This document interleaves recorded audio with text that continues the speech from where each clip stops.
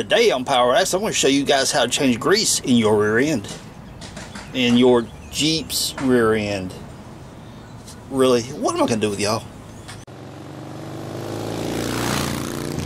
So the first thing you need to do, you got these bolts here, 13mm, get them out. Now I just went around the diff and just broke them loose. I haven't started taking, well, I got one out up here. But I just broke them loose, that's all I've done. I've already got oil dripping out right here already. It's kind of rare, honestly, because most of the time they got RTV in there, and you end up having to beat the cover off of it. So, got my drip catch pan right there, and what I'm going to do is, as I go around the differential, taking the bolts out or whatever, go the whole way around it, loosen them all up, and just keep in succession going around and around, loosen them up. Start loosening the bottom ones out more than the others. That way you can tilt the pan out this way a little bit. You can control how fast the oil comes out. If you just take them all out and just knock it real quick, you're going to dump oil everywhere. It's going to splash. So even if it doesn't start dripping like it's doing here, take your diff and just loosen them all up, probably about a 1/4 inch away from the diff.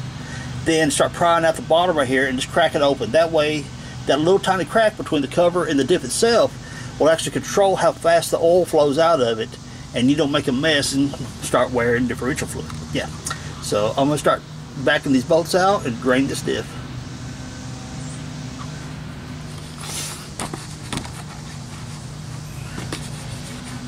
Okay, like I told you a moment ago, I've got the bolts. They're sitting about a 1/4 inch out away, because you don't want that cover just to go, you know, take all your bolts out, hit the cover, and all of a sudden the whole cover falls off and you cover yourself in oil.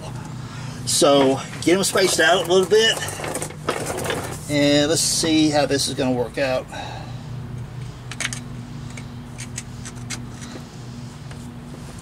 I can't reach my hammer. Nope.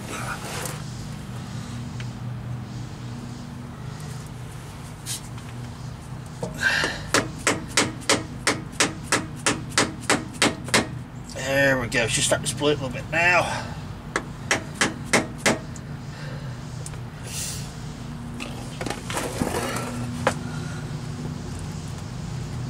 And see what I mean? If I was to take those bolts completely out and that cover was to fall off, I would splash the oil everywhere. But right now I can control how fast the oil comes out, and you'll get covered in this stinky mess. I know what some of you are saying. I can hear it in the comments. Ooh, I can smell it from here. You can smell this junk through the video. There ain't nothing like differential fluid for smell.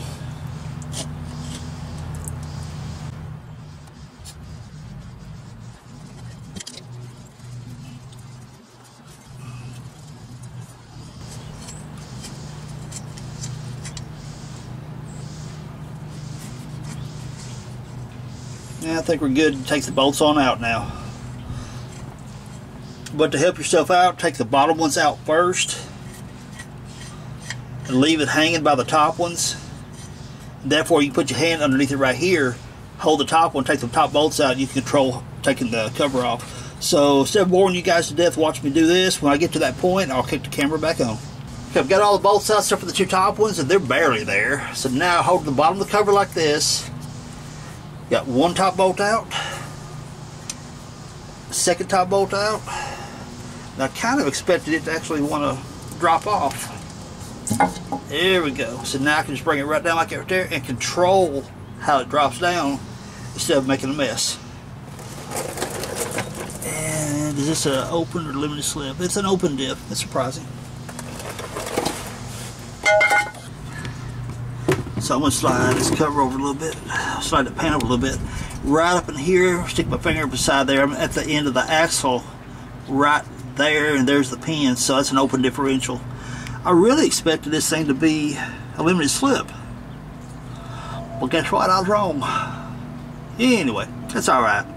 So now I'm going to go around, clean all the gasket surfaces up. Actually, I'm going to clean up the cover first and let this finish draining, then I'll come back and finish this out. Clean it up and everything. We'll put the cover back on, put some slickum juice in it. So instead of boring you guys to death watching me clean up that cover, I may turn the camera on, give you guys a little tip or trick here and there as I go through cleaning up the cover. But I mean, honestly, I'm just going to clean it up and maybe slap a little paint on it. No big deal. So here's what I do to clean the covers. Old school engine cleaner. Spray it down real good, soak it real good. If you have to, let it set. Got me a rag that used to be that color right there. Scrub it down real good, get all that junk off. Get all the junk out of the inside of it, because the odds are whenever you take the cover off, this whole inside is going to be black. You can see a little bit right there that I got to wipe off. But once you get all the grimy, slimy residue off, razor blade around through here and get all that RTV off. Now, as I was taking my razor blade going like this right here and like this, scratching all that old RTV off, and I hit right here, it's a boop, I hit dead stop. Like, okay, what's this? Right there, we got like a little scratch place or not high spot on the diff. Now, odds are that's probably where I pried it off, or the previous owner pried it off from where it looks. But if you got a little rise area like this right here, what you need to do is get you a flat file and just dress that up. Because what's going to happen if you don't clean that up, that little rise is going to hold it up off the differential just by a tiny little bit. It could affect the seal, therefore possible leak. Now, when you got your flat file, we're not talking about doing it like this. We're talking about laying it across like this right here, and just on this part right here, knocking down that high spot.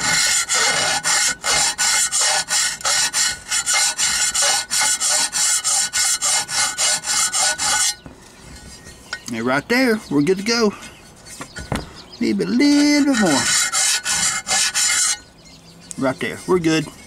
That's all it takes. Now, for the fill plug, you probably should have taken it out before you done anything else, because you want to be sure that you can even get the thing out. But see, all you gotta do is take a 3/8 ratchet, stick it in there, and pop it loose, and unscrew it. Now, I'll take this right here, put it on the bench grinder, and clean up all the threads to make everything all nice and clean. I'll clean up the back side to make it all nice and clean, and get in here with a little bit of a brake clean and a rag, clean up my threads. Then once the threads are cleaned up, I'll take brake clean all over the whole thing, because if you got any water left over, grease, oil, whatever, the brake clean will take all that off. If there's water on it, the brake clean will evaporate the water off. So therefore, you can get ready to throw a little layer of paint on that thing. And by bench grinder, I mean the brush. Put your pair of gloves on with a brush spinning. Just go through here, clean up your threads real good, make it all nice, shiny, and pretty.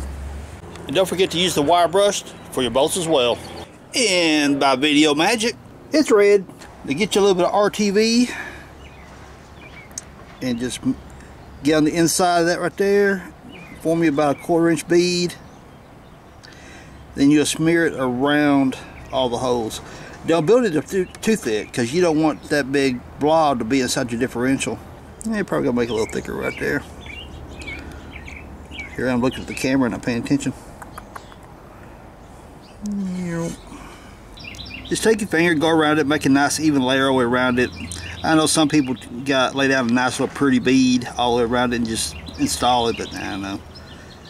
I guess sometimes I like playing in this stuff.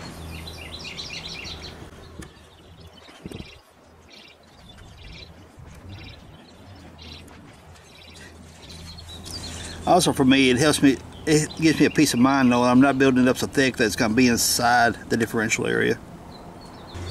You have to get your bead laid down, smear it around good and even, and just to keep from getting inside the differential area, I like to make sure that it's kind of pushed back a little bit.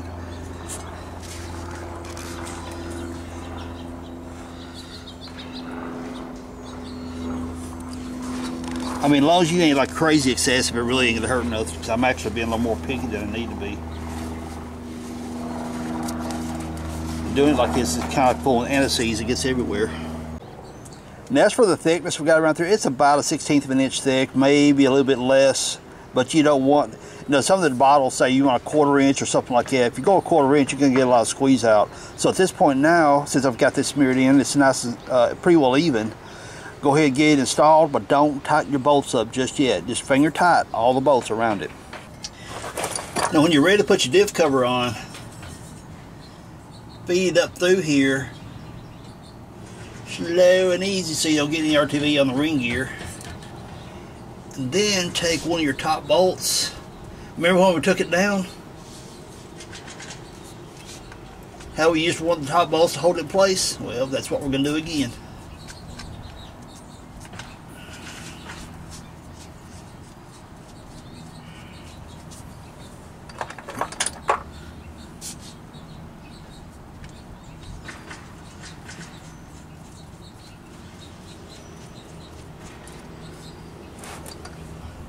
Don't forget to clean off the surface of the differential as well. I don't remember if I mentioned that earlier in the video or not, but you take the razor blade, scratch all the old RTV off, then I'll put some brake cleaner on a rag, then wipe it down real good, get any kind of oil residue off or anything.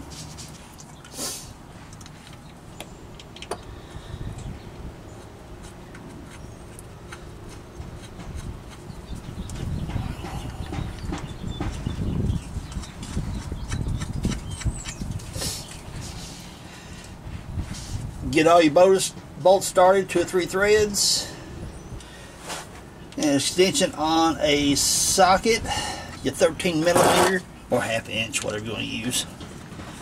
Come in, hit it, it'll make contact.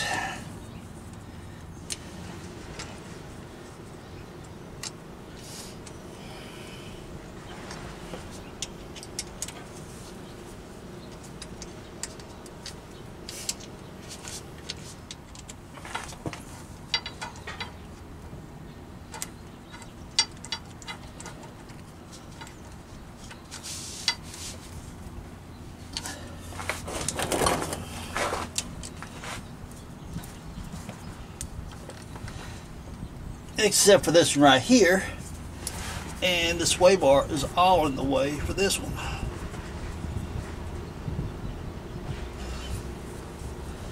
Then go around and just kind of give it a finger snug. Now what it says here on the directions is you tighten everything up finger tight. I'm going to read this to you here. And finger tight until it begins to squeeze out the flange. Okay, squeeze it out a little bit through here. And then let it dry for an hour to then tighten to torque sequence. Let it dry for an hour, then tighten to torque specifications. Okay, I got time for that, no problem. Then allow 24 hours to fully cure before filling with fluids. Whatever. The main goal is whenever you put your RTV on there, make sure you're around all your bolt holes and you got a nice solid film going all around, pretty much, you know, uniform thickness. Put it on there, finger tight everything around it, let it cure, or let it cure after about an hour, then tighten it up. That much I'll do. But I've never waited 24 hours because guess what? I just don't have that kind of time. But the thing of it is, I've never had one leak. So there's one thing I definitely want to recommend, and this right here is a street-driven rig primarily, so it's not going to see a whole lot of water or any hard wheeling or anything like that. So I don't mind using RTV in this. But if your rig is going to be off-roaded a lot, and the places that you wheel has water, you're subject to get water in your differential. Now, if you've got your vent tubes up high enough, you should be good to go. But in the event that you do get water in, you've got to change out the grease. Okay, you just have to. But also, if you're out wheeling and say your front axle, you snap a U-joint, now you got to change out that front axle, or you got to pull the axle to change the U-joint, whatever your setup may be. Oftentimes, people who wheel a lot will have front axle set up, new axle shafts set up with unit bearing and U-joint and everything in place, have it strapped down somewhere in the Jeep for a spare. They break a U-joint, they pull one axle in, slide the other one in, and you're good to go. But it's okay if your axle's sitting like this on the uphill side, because all your grease is going to be on the downhill side. Easy enough, you're not going to lose anything. But if you happen to snap an axle and your snapped U-joint or whatever is on the downhill side, you're going to lose grease when you pull that axle. So what you need to do is pop that cover off and drain it out before you pull that axle. Therefore you help save some of it, but always carry extra fluids with you, so that helps. But with these lube blocker gaskets, if you do that on the trail, you can try and put this gasket the cover back on and you're good to go, versus having to carry around some RTV or something like that. So I highly recommend those right there. I run them in my 91 and I've had my cover off a time or two and I've never had a leak yet. So the thumbs up. So I'll drop a link down below. You guys pick one of these up. This is a Dana 44. And JK rigs, they take a Dana 44 and this one's a Dana 30 front. So your Rubicons, you may have you're going to have a Dana 44 front and a Dana 44 rear. Okay. So I'll link up both of them, both Dana 30 and 44. You pick the ones you need. Cool, cool. After you weighed that hour and you torque them down to specs, which is about 30 to 40 foot-pounds, this bolt right here, you're not going to get a torque wrench into it. So you just want to get a wrench and feel it by hand and go. Ooga, ooga, ooga. That's 3 oogas, 30 pounds. There you go. So now it's time to put some slickum juice in. I'm using 75 140. Why am I using that? Because it calls for a lighter weight sometimes.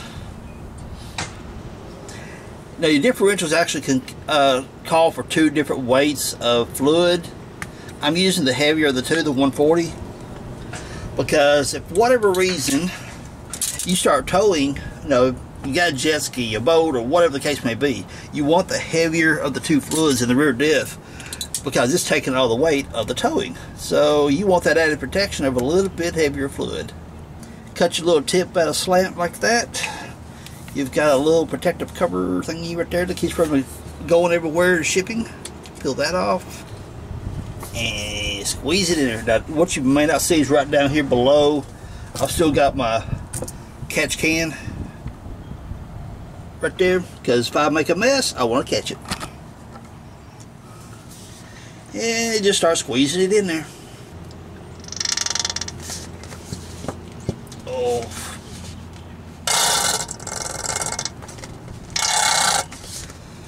Taco Bell. Alright, so we got 1 bottle in there.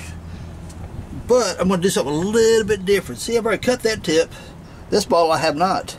I'm just going to change tips, because I can use, if I got any fluid left over, since that tip right there has not been cut, I can use it to cap it off and not make a mess anywhere. So peel the little protective label off. Take this tip off.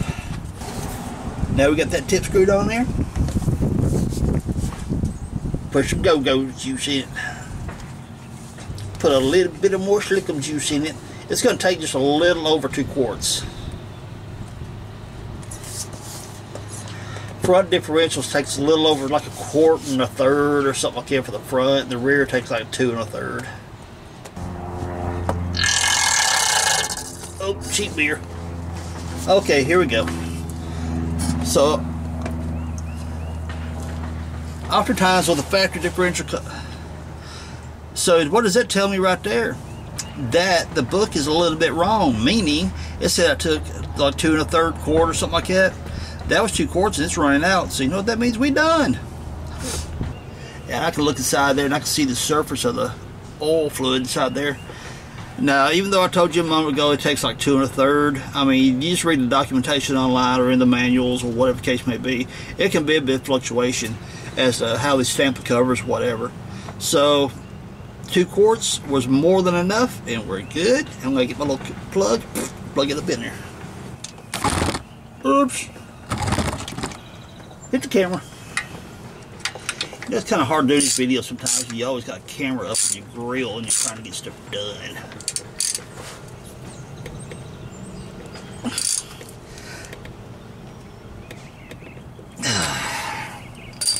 Ta-da!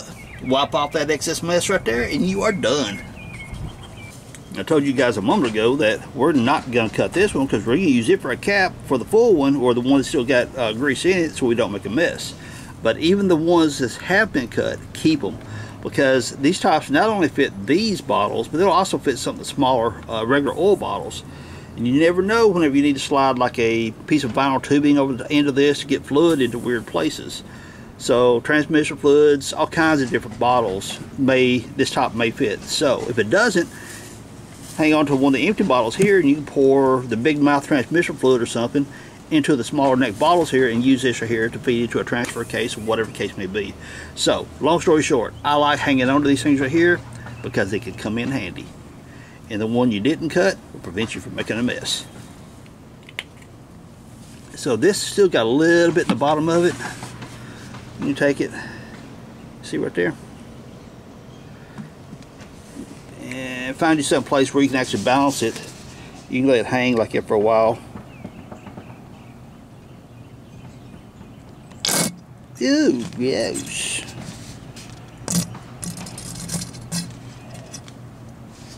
You know, even new differential fluid stinks. You see, we still got a little bit of it. We can let it run if you want to. Just kind of find you some place, let it balance like that right there, and it'll all drain off into it. Whatever floats your boat. Alright, your Power Addicts crew, let's go over a few more pointers that we mentioned earlier. When you change grease, go with the heavier weight, the 140, the 75 140, because on the rear diff, if you hook onto a trailer, jet ski, or your boat, or whatever the case may be, that added thickness gives more cushion to the gears and protects it much better. And obviously it should go without saying, once you pull off the cover, get everything good and clean. You don't want any type of burrs or debris on the gasket surface. Like I showed you guys how I took my flat file and just kind of knocked up that little burr right there. That'll help hold that cover good and flat against the differential, so you minimize any chance for leaks. Also remember, if your rig is subjected to a lot of water when you're out wheeling, or if you're hardcore stuff and you break or snap a front axle, be sure you get that lube blocker gasket for your front and rear differential. So therefore you got to do any kind of trail fluid changes or axle change, whatever. That lube blocker gasket will make life a lot easier on you. So everyone, if you found this video educational, hit that thumbs up. If you really like the content, make sure you subscribe. Leave us cool comments, hints, whatever you want down below. Peace out. Later, y'all.